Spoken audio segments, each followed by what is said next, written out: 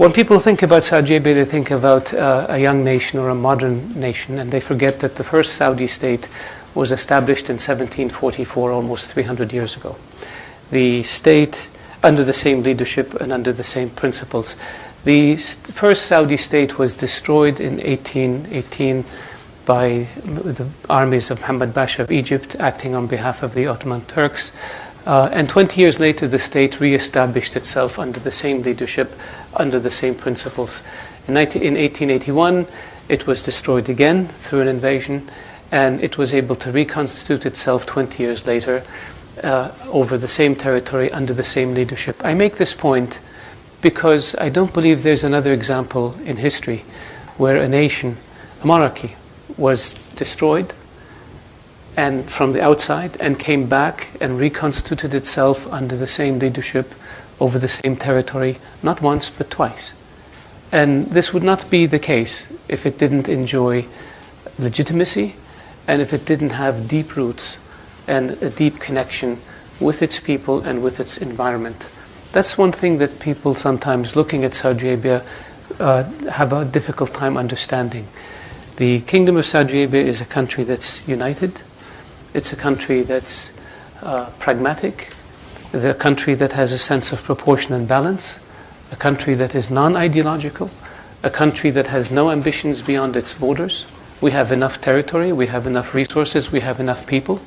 Our desire is to live in a peaceful, secure region so that we can focus on our internal situation and improve the lot of our people.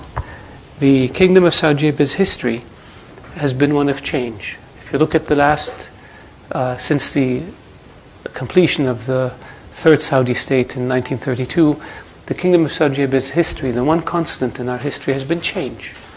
And this is another area that people, I believe, fail to fully appreciate. They think of Saudi Arabia as a conservative country that's not susceptible to change. Well, that's wrong. We had life expectancy rates of my father's generation was 37 years old. My younger sister's generation, 70 years. Doubled in one generation.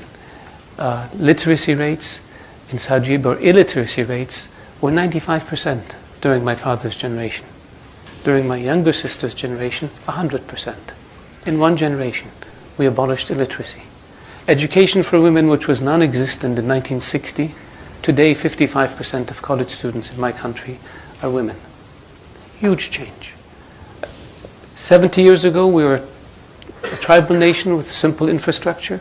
Today, we're a modern nation with a very modern infrastructure. So that's change. We built institutions, the Consultative Council, in the early 90s, 60 members, today 150 members, 30 of them are women. That's change. We adapted new laws, we adapted new regulations, and we moved at our own pace. That's change. And very few societies in the world have undergone the type of change that Saudi Arabia has over the past 60, 70 years. And there's a lot more that we need to do. And I go back and say, we have no ambitions beyond our borders. Our focus is domestic. We want to improve the living standard of our people.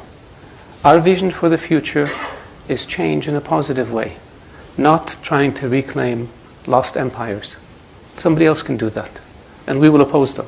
But our objective is to improve the quality of life for our citizens, empower our young, give them the opportunity to pursue their dreams and their hopes and their ambitions, and in the process make us a much stronger, much more vibrant, much richer nation that can deal with the challenges surrounding us. That's who we are. When I look at the issue of